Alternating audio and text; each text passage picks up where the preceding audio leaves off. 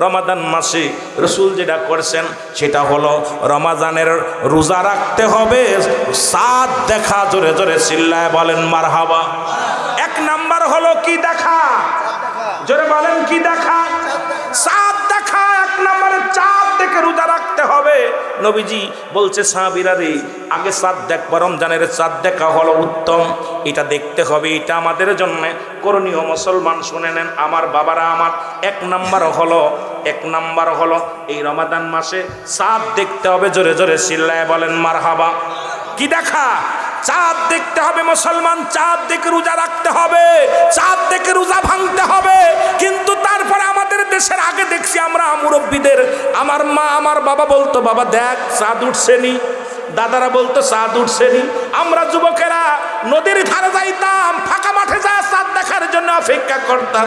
আর এখন অপেক্ষা আছি কখন মিডিয়া বলবে চাঁদ দেখা গেছে রোজা রাখিস। চেষ্টাও করি না। রসুল বলছে চাঁদ দেখে রোজা রাখতে, চাঁদ দেখে রোজা ছাড়তে। ভালো করে শোন, দেখার জন্য চেষ্টা করবেন। যদি না দেখা যায়, যদি কোনো, যেহেতু হেলাল কমিটি আছে, হেলাল কমিটি চাঁদ দেখা, কথা বুঝেননি, কমিটি আছে, এই কমিটি যদি বলে যেহেতু তাকে রোজা রাখা জায়েজ যাবে, কিন্তু উত্তম হলো রোজার চাঁদ দেখে রোজা রাখা। মারহাবা বলেন না। এক নাম্বার হলো রোজার চাঁদ দেখতে হবে, চাঁদ দেখে রোজা রাখা। দুই নাম্বার হলো মুসলমান শোনা নাও, এ মুসলমান, দুই নাম্বার হলো রোজা রাখা। যখনই চাঁদ দেখছেন প্রতিটা সাবালক সাবাল্লিকার উপরে রোজা ফরজ। মুসলমান শুনে নেন, এ নাবালক নাবাল্লিকার উপরে রোজা ফরজ নয়, ফরজ রোজাটা হলো একমাত্র সাবালক সাবাল্লিকার উপরে যেটা ফরজ। ও মুসলমান শুনে নাও, পরবর্তী উম্মাতের জন্য যেটা ফরজ ছিল এটা আমাদের জন্য ফরজ করেছে, শুধু আপনার আমার জন্য নয়, কারণ পরবর্তী উম্মাতেরাও এই রোজা পালন করেছে। মুসলমান শুনে নেন, জোরে বলেন ঠিক কিনা? কি পালন করছে? রোজা। রোজা না রমাদান, এই রমজান মাসে রোজা রাখছে। জোরে বলেন ঠিক কিনা? আরো জোরে জোরে চিল্লায় বলেন আল্লাহু আকবার। এ আমার মুসলমান বন্ধুরা আমার শুনে নেন, বেশি বিস্তারিত বলতে গেলে সময় লাগবে। তিন নাম্বার হলো তারাবি পড়া। এখন আমাদের দেশে একটা বিপদের মধ্যে আছি, মুসল্লিরা যদি তারাবি পড়তে না পারে রোজা রাখে না। তারাবি এবং রোজার মধ্যে কোনো সম্পর্ক নাই, রোজা রাখতে হবে মুসলমান, রোজা রাখা ফরজ, তারাবি পড়া সুন্নাত। এখন এই সুন্নাত যদি সেটা ছুটে যায়, অনেকেই বুকার দলেরা তারাবি পড়তে পারে না বলে রোজা রাখেন না। তবে রাসূল পাক সাল্লাল্লাহু আলাইহি সাল্লাম বলেছে, উম্মতিরা রে, আমি নবী নিজেই এবং সাহাবীরাও সারা দিন ভরে রোজা রাখতেন আর রাত ভরে তারাবি পড়তেন, সারা রাত নামাজের মধ্যে কাটিয়ে দিতেন। আমার বাবারা আমার বন্ধুরা আমার, তাহলে তারাবি পড়তে হবে, এটা নফল, এটা সুন্নাত। এই সুন্নাত আদায় করলে আপনি নেকি বিশাল, এই তারাবি পড়লে সওয়াব হবে, গুনাহ মাফ হবে, আল্লাহর দরবারে ক্ষমা চাওয়া যাবে। এই জন্য তারাবিটার গুরুত্ব জন্য দিছে। তবে রোজাটা হলো ফরজ, তারাবি হলো সুন্নাত। এই ভুলটা করবেন না কেউ, এই ভুলটা করলে বিপদগামী হয়ে যাবেন। অনেকেই দেখে তারাবির সঙ্গে রোজার মিলায়, ওই তারাবি পড়তে পারি নাই রোজা রাখবো না। ও বুকার দলেরা, এটা হবে না, এটা হবে না, কারণ আপনি এই সুন্নাত নফল থেকে একটু দূরে থাকলেন, তবে ফরজ খবরদার ছাড়া যাবে না, ছাড়তে পারবেন না। তারাবি নামাজ আদায় করবেন, জোরে জোরে চিল্লা বলা যাবে না মারহাবা। এ মুসলমান গভীর মনোযোগ। 4 নাম্বার হলো ইফতার করা, ইফতারের সময় মতো ইফতার করা। রসুল বলে গেছেন ইফতারটা সময় মতো। এই যে আমাদের দেশে অনেক মা বোন আছে, বিরাজ করছে তো করছে, কুলি করছে তো করছে। রসুল বলছে সেহরি করবা দেরিতে, ইফতার করবা একদম সময় মতো। যখন আযান দিবে রে মুসলমান, আযানের দোয়া পড়া হলো, মুসলমান শুনে নাও, আমাদের জন্য ওয়াজিব। এটা কিন্তু আবার গুরুত্বপূর্ণ। অনেক বোকারা আমার এই ভুলটা করেন, আযানের উত্তর দেওয়া কিন্তু ওয়াজিব। এখন অজীব তরফ করবেন না, আজান শোনা পর যার যার মতো কথাবার্তা বলেন, এই আজানের উত্তর দেওয়া হলো অজীব হয়ে যাবে। যখন আপনি আজান কানে শুনছেন, আজানের উত্তর দিবেন, আর সময় মতো যত তাড়াতাড়ি, আবার আজানের আগে খায়েন না, বেলা ডুবে গেছেই মনে করে খায়েন না, কারণ নির্ধারিত যে সময়টা, সময়ের মধ্যে যত ফস করে যত তাড়াতাড়ি ইফতার করতে পারবেন, তত আপনার সুন্নাত আদায় হয়ে যাবে, রব্বে কারিম খুশি হয়ে যাবে। জোরে জোরে চিল্লায় বলেন মারহাবা। সুতরাং 4 নাম্বার হলো সময় মতো ইফতার করতে হবে মুসলমান। 5 নাম্বার হলো সেহরি শেষ ভাগে করতে হবে।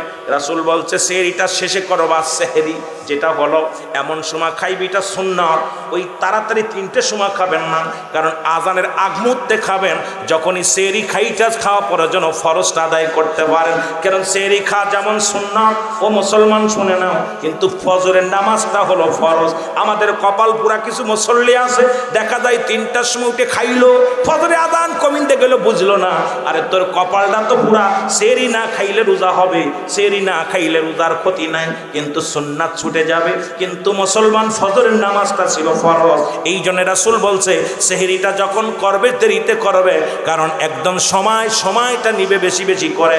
শেষ সময় সেহরি খাও উত্তম সুন্নাত। জোরে জোরে চিল্লায়া বলা যাবে না মারহাবা। রাসূল পাক সাল্লাল্লাহু আলাইহি ওয়াসাল্লাম সেহরি করতেন, শেষে সেহরি করেই মসজিদের দিকে রওনা দিতেন। বিবিরান নবীর বিবিগণ সেহরি করেই নামাজে দাঁড়ায় যেতে, আর আমরা সেহরি খেয়ে ল্যাপের তলে যাই, কম্বলের তলে যাই। জোরে বলেন ঠিক কিনা? এই জন্য সেহরিটা করতে হবে ঠিক শেষ সময়, ইফতার করতে হবে সময় মতো। দেরিতে করবেন সেহরি, ইফতার করবেন সময় মতো। আল্লাহ আমাদের বোঝার তৌফিক দান করুক। জোরে বলেন আমিন। আমার মুসলমান 6 নম্বর ইফতারের আগত সময়, ইফতারের আগ মুহূর্তে দোয়াটা করা, ওইটা বড় আল্লাহর নবী বেশি বেশি করতেন। এই দোয়াটা আল্লাহর দরবারে বেশি কবুল হয়ে যায়, কারণ আদম আলাইহিস সালাম, বাবা আদম আলাইহিস সালাম তওবা করেছিলেন আসরের পরে, আস্তাগফিরুল্লাহ রাব্বি মিন কুল্লি জামবি ওয়া আতুবু ইলাইহি লা হাওলা লা কুওয়াতা ইল্লা বিল্লাহ। বাবা আদম দোয়া করেছিলেন, আর নবীজি বলে গেছেন এই মধ্যবর্তী নামাজ হলো আসরের নামাজ। আসরের আগ মুহূর্তে বেলা ডোবার আগ পর্যন্ত সির যখন ইফতার সামনে নিয়ে কোন বান্দা যখন আল্লাহর দরবারে ফরিয়াদ করে, রব্বানা রব্বানা এ আমার আল্লাহুম্মা জিন্নি মিনান নার, আল্লাহুম্মা জিন্নি মিনান নার, আল্লাহর কাছে জাহান্নাম থেকে পানা চাইবে।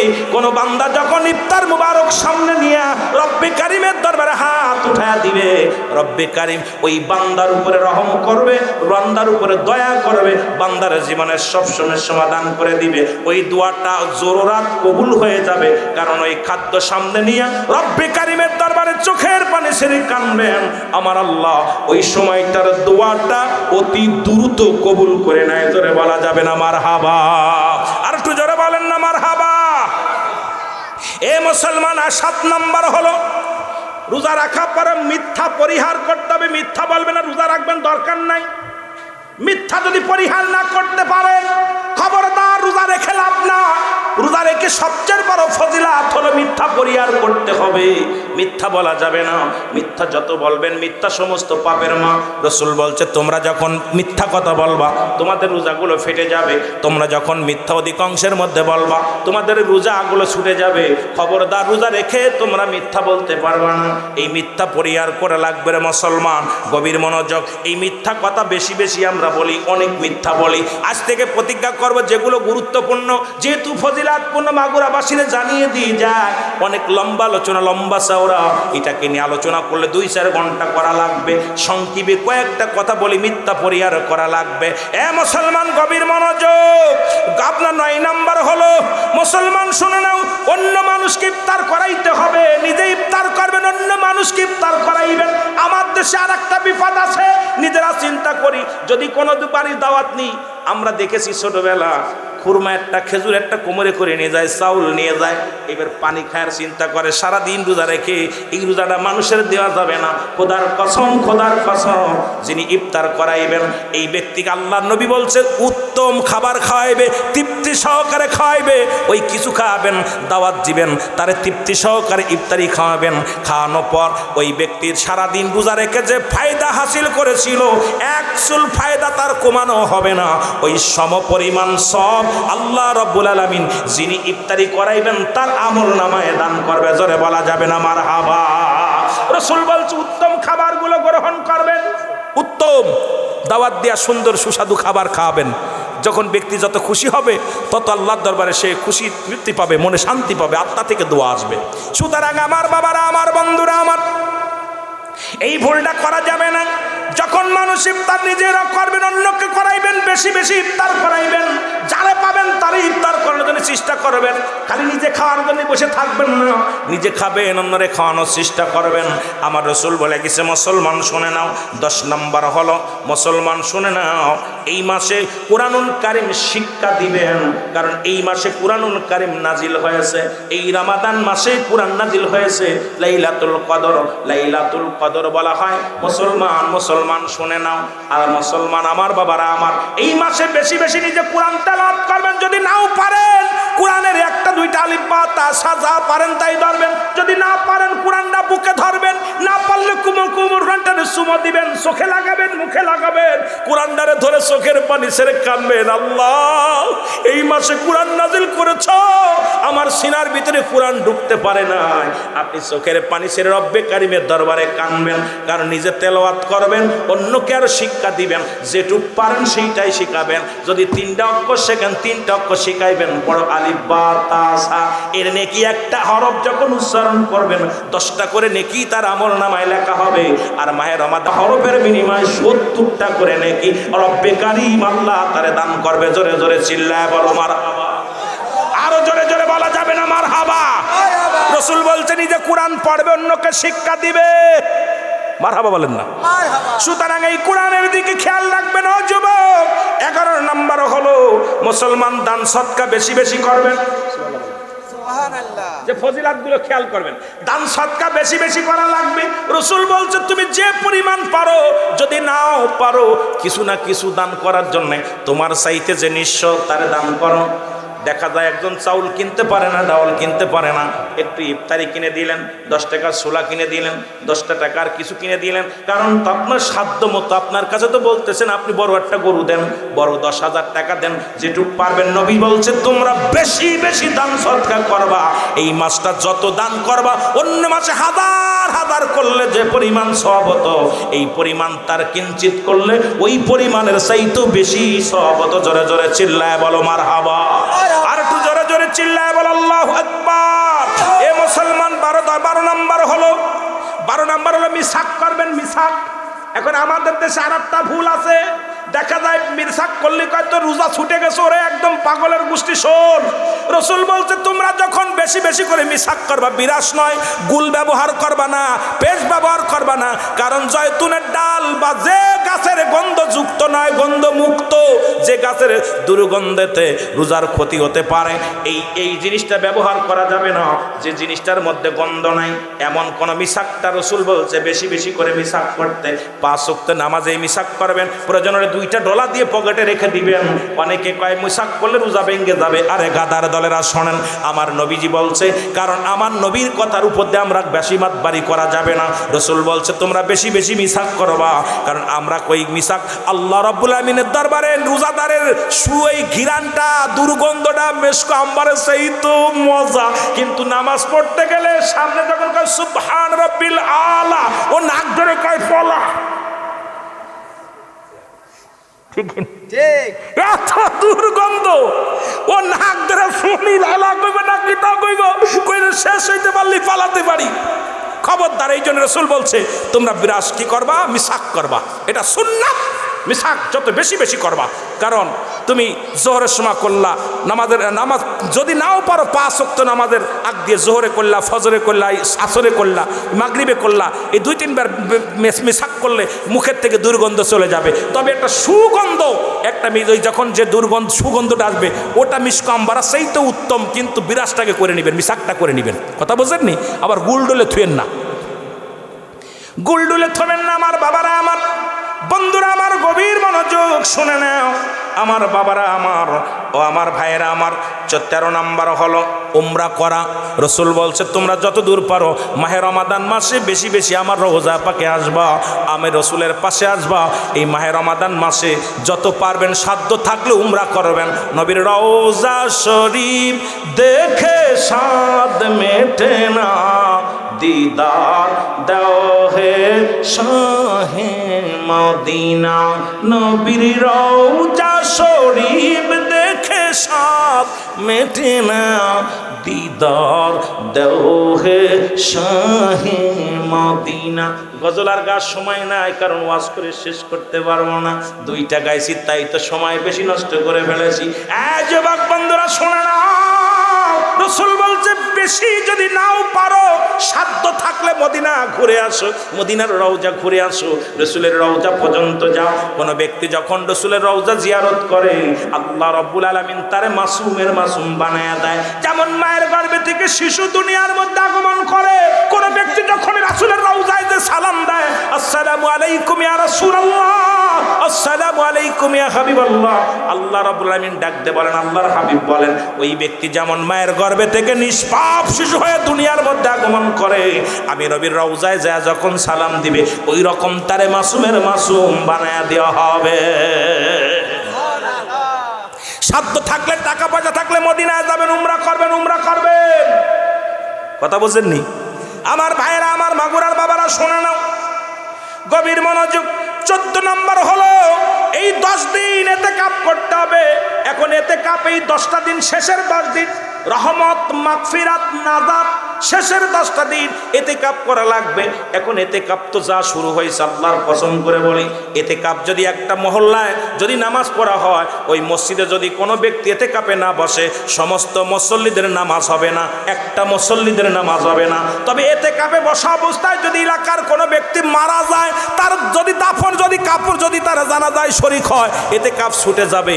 আর আমাদের দেশে ইতিকাফে বইয়া মোবাইল টেপে আর গেম দেখে, দেখি বাবা রে, মসজিদের মধ্যে বয়া বয়া মোবাইল খালি টেপে আর বোর লগে কথা কয়, মায়ের লগে কথা কয়, কিরে বেচা কিনা কটা কেনা করছি রে, ও সকিনা শাড়ি ব্লাউজ কিনছো, সময় কিনছো, আয় কপাল বুড়া, তোর এতে কাপ ছুটে যাবে, 1 মিনিট হবে না।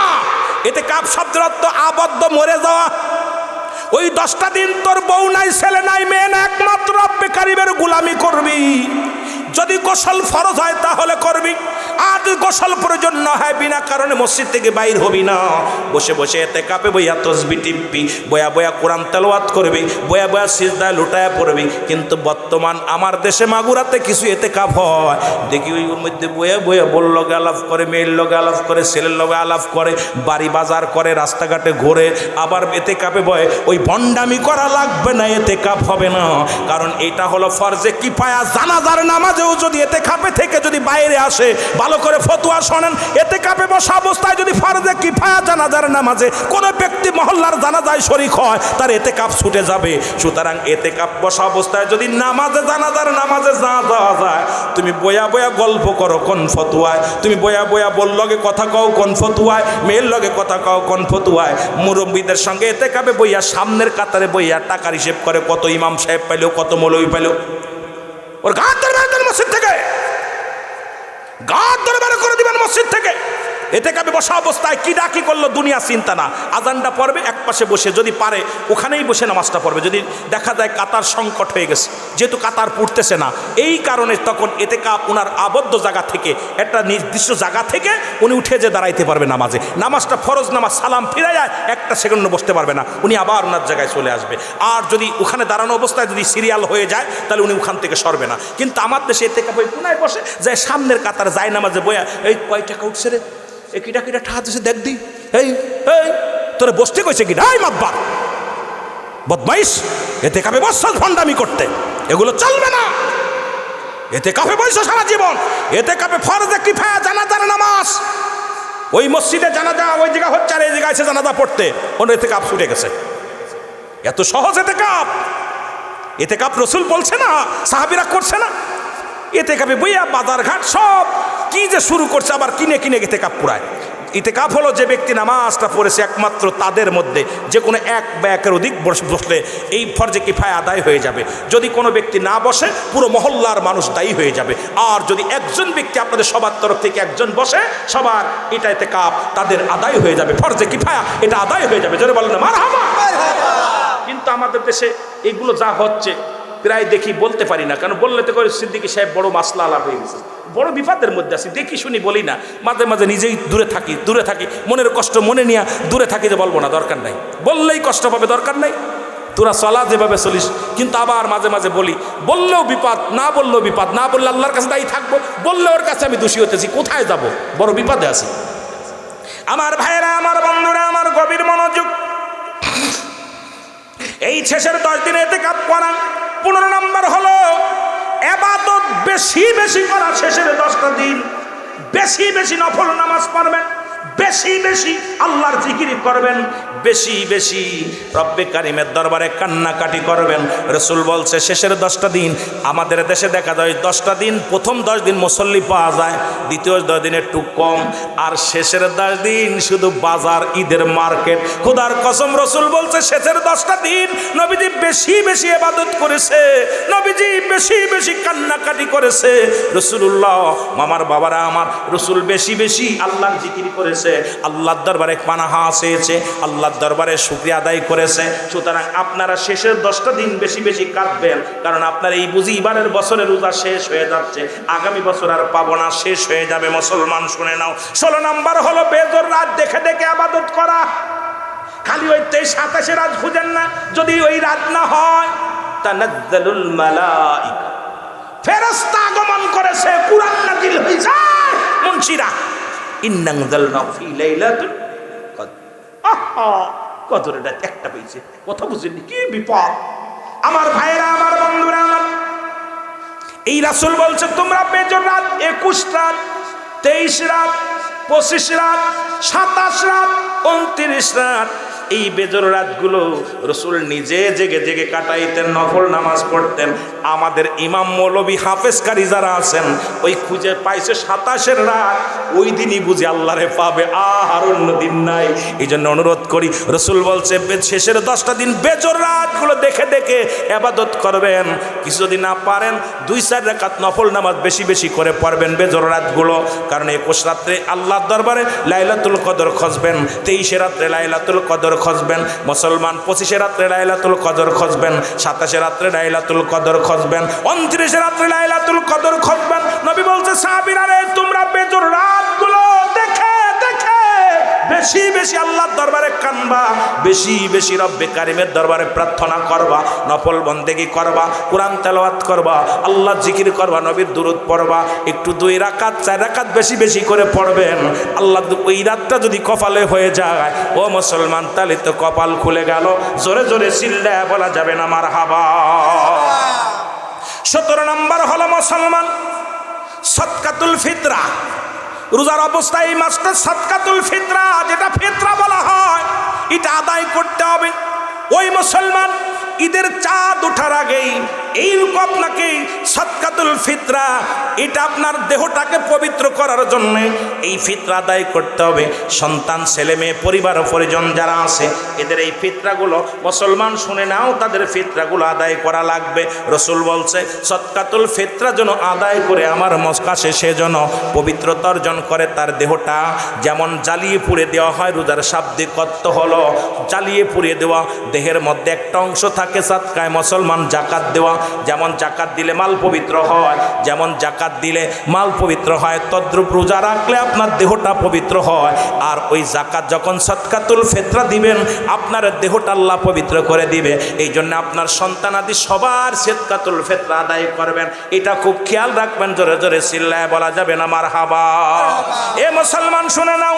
18 নম্বর হলো ক্ষমা চাইতে হবে আল্লাহর দরবারে বেশি বেশি জাহান্নাম থেকে। আল্লাহুম্মা আজিরনি মিনান নার,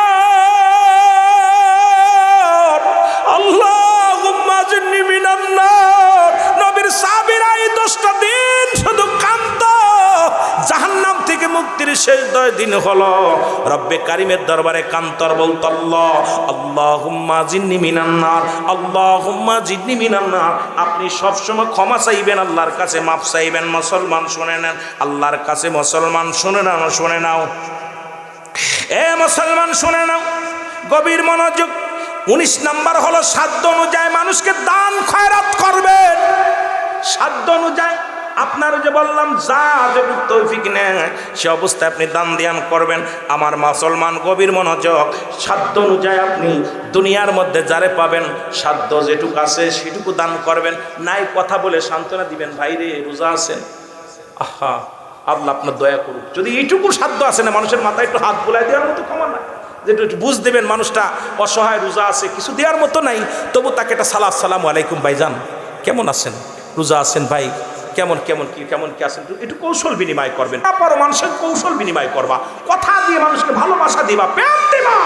কারণ কি তোমার অন্য মুমিনের তোমার মুখের ভাষা দ্বারা, তোমার কথা দ্বারা অনেক মুমিনের দেহটা ঠান্ডা হয়ে যাবে, কলিজাটা ঠান্ডা হয়ে যাবে। কিন্তু আমাদের ব্যবহার এমন মুসলমান, আমার গভীর মনোযোগ, সবচেয়ে বড় বিষয় হলো এখানে শুধু সাধ্যমতার মুসলমান, পৃথিবীর মধ্যে ঝগড়া খিবাদ থেকে মুসলমান সবচেয়ে বড় বিষয় হলো এইটা হলো রোজা রাখা অবস্থায় ঝগড়া ফ্যাসাদ থেকে দূরে থাকা।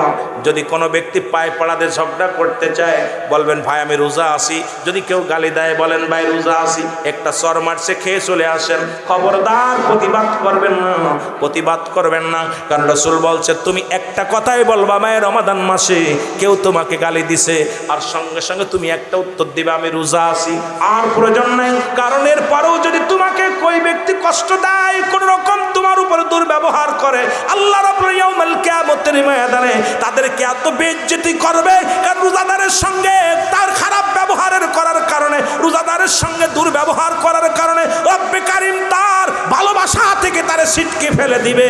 ওই বান্দার উপরে রহম করবে না। যে ব্যক্তি বান্দার উপরে রহম করে না, আল্লাহ ওই বান্দার উপরে রহম করে না। আল্লাহ যেন আমাদের করার তৌফিক দান করে। জোরে জোরে বলুন আমিন। এ মুসলমান 20 নাম্বার হলো গুনাহ হইতে ক্ষমা চাইতে হবে। গুনাহ হইতে, খালি কত গুনাহ করছেন, চোখটা বন্ধ করে একটু তাকান না, একটু খেয়াল করেন কত দাড়িপালায় ফাঁকি দিছেন, মাপতে যা ফাঁকি দিছেন, মিথ্যা বলেছেন, কত মাল ফাঁকিতে বেচছেন, কত ঠকবাজি করছেন, কত জিনা করছেন, অন্যায় করছেন, ব্যভিচার করছেন। একটা বারবার ক্ষমা চাইবেন। রাসূল বলছে তোমরা বেশি বেশি করে ক্ষমা চাইবে রব্বে কারীমের দরবারে। আমার বাবারা আমার, এইবার দরকার ছিল বর্জন এবং করণীয়, এই দুইটা নিয়ে আলোচনার দরকার ছিল। রোজা রেখে কি কি বর্জন করতে হবে, রোজা রেখে কি কি করণীয় হবে, এইটা নিয়ে আলোচনা করতে গেলে আরো 1 ঘন্টার প্রয়োজন। তবে আপনাদের ফজিলাত, এই 20টা ফজিলাত বর্ণনা করলাম।